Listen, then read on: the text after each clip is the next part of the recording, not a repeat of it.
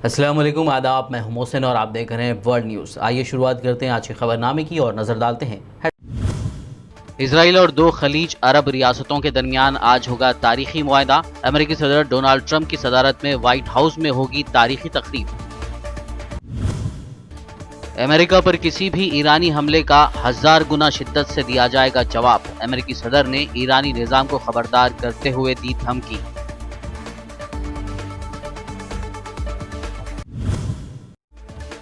Corona vaccine کو لے کر چین کا بڑا اعلان، کہا نومبر سے عام لوگوں کو بھی ملنے لگے گی کورونا ویکسین۔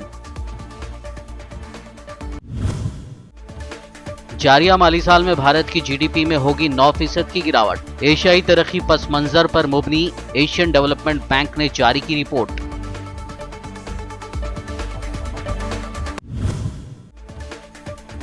جموں کشمیر پلوامہ کے کاکاپورہ علاقے میں تصادم، 2 فوجی جوان زخمی۔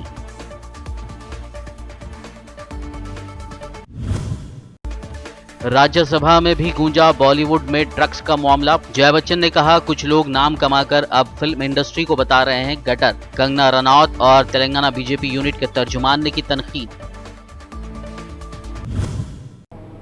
اور اب خبروں کی تفصیل۔ امریکی صدر ڈونالڈ ٹرمپ آج وائٹ ہاؤس میں اس تاریخی تقریب کی صدارت کریں گے جس میں اسرائیل اور 2 خلیجی عرب ریاستوں متحدہ عرب امارات اور بحرین کے درمیان سفارتی معاہدے پر دستخط ہوں گے۔ اس تقریب کے لیے 700 سے زائد مہمان بھی مدعو کیے گئے ہیں۔ اس معاہدے پر دستخط اسرائیل کے وزیر اعظم بنجامن نیتن یاہو جبکہ متحدہ عرب امارات اور بحرین کے وزرائے خارجہ کریں گے۔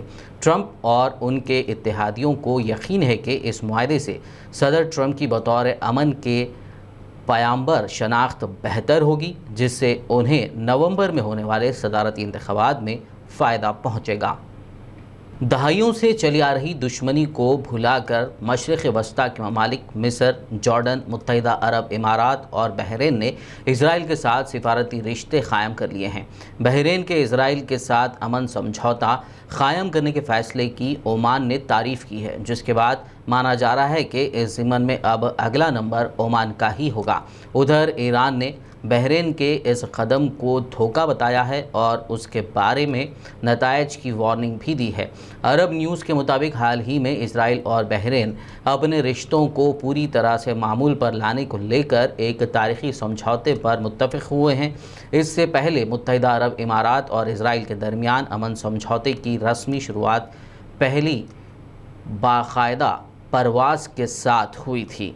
بتا دیں کہ مشرق وسطیٰ کے ملکوں اور اسرائیل کے بیچ فلسطین کے مسئلے پر اختلاف ہے اور ان کے بیچ 3 جنگیں بھی ہو چکی ہیں۔ عرب ملکوں کی مانگ رہی ہے کہ اسرائیل کو چاہیے کہ وہ فلسطین کو ایک آزاد ملک کا درجہ دے۔ ایران اسی لیے ہی اس بات چیت کو دھوکہ بتا رہا ہے کیونکہ یہ زیادہ تر ممالک اب فلسطین کی مانگ سے جڑے اپنے معاملوں کو پیچھے چھوڑ چکے ہیں۔ افغان امن سمجھوتے کے امریکی خصوصی نمائندہ زلمے خلیل زاد نے راولپنڈی میں Pakistani army chief general Qamar Javed Bajwa سے ملاقات کی اور افغان امن عمل سے متعلق امور پر تبادلہ خیال کیا۔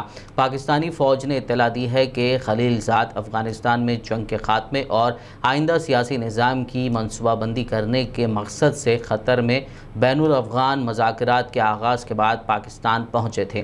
فوج کے ایک بیان میں کہا گیا ہے کہ راولپنڈی میں آرمی ہیڈ کوارٹرز میں ملاقات کے دوران باہمی مفادات، علاقائی سلامتی اور افغان امن عمل جیسے امور پر تبادلہ خیال کیا گیا۔ بیان میں باجوہ کے حوالے سے کہا گیا ہے کہ پاکستانی وزیر اعظم عمران خان خطے میں امن اور مواصلات کے بارے میں واضح رائے رکھتے ہیں اور اسی پر عمل درآمد کی تیاریوں میں قومی طاقتیں عملی جامہ پہنانے کی تیاریوں میں مصروف ہے۔ امریکی سفارت خانے نے اسلام آباد میں اپنے بیان میں کہا ہے کہ خلیل زاد نے افغان امن عمل کو آگے بڑھانے میں پاکستان کے کردار پر شکریہ ادا کیا ہے۔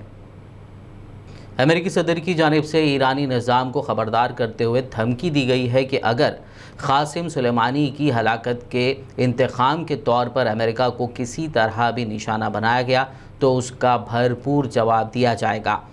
سلیمانی ایرانی پاسدارانی انقلاب کے بیرونی ونگ القدس فورس کا کمانڈر تھا۔ ٹرمپ نے اپنی ٹویٹ میں کہا کہ اخباری رپورٹوں کے مطابق ایران ممکنہ طور پر امریکہ کے خلاف کسی ہلاکت یا کسی اور حملے کی منصوبہ بندی کر رہا ہے۔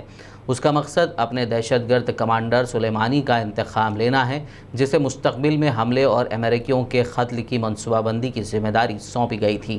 اس طرح کئی برسوں سے جاری قتل و غارت گری کے بازار کو مزید گرم کیا جانا تھا۔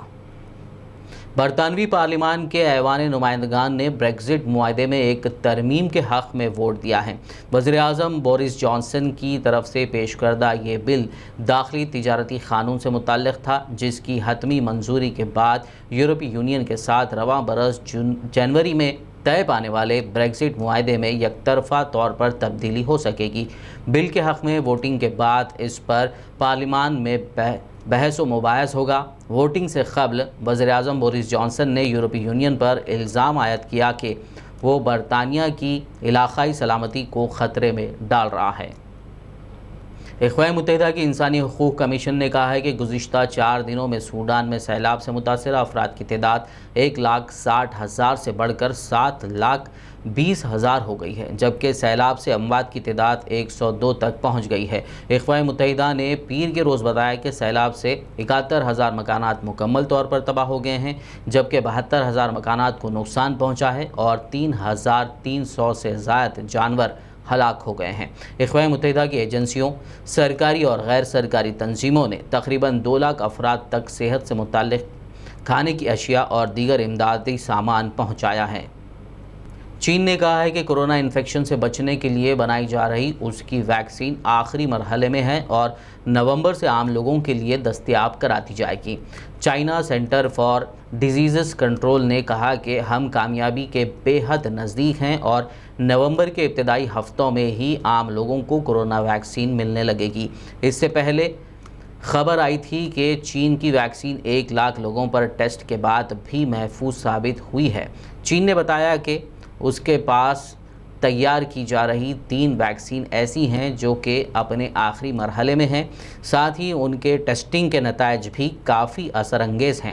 ان تینوں کو ہی بنیادی سہولتوں سے منسلک لوگوں پر آزمایا جا چکا ہے اور یہ کامیاب ثابت ہوئی ہے۔